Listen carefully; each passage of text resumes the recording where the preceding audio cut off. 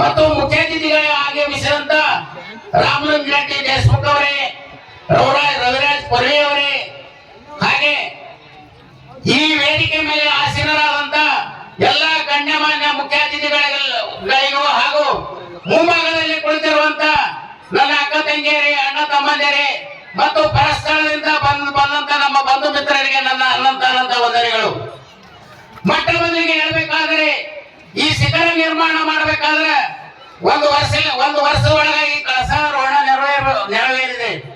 ಯಾಕಂತ ಕೇಳಿದ್ರೆ ನಾವು ಮೊದಲು ಒಂದು ಮೀಟಿಂಗ್ ಮಾಡಿ ನಮ್ಮ ಹಾರ್ಕೋಡಪ್ಪರಲ್ಲಿ ಹೋಗಿ ಈ ಕಳಸಾರೋಹಣದ ದೇಣಿಗೆ ಸಲುವಾಗಿ ಹೆಣ್ಮಕ್ಳ ಮೇಲೆ ಹೋಗ್ಬೇಕಂತೇಳಿ ಆ ಬುಕ್ ಅನ್ನು ಪೂಜೆ ಮಾಡಿಸ್ಕೊಂಡು ಅಪ್ಪರ ಕೈಲಿ ತರಬೇಕಂತ ಹೋದಾಗ ಅಪ್ಪರ ಬುಕ್ ನೋಡಿ ಅವ್ರ ಕೈಯಿಂದ 5,100 ರೂಪಾಯಿ ದೇಣಿಗೆ ಆಗಿ ಕೊಟ್ಟಿರ್ತಾರೆ.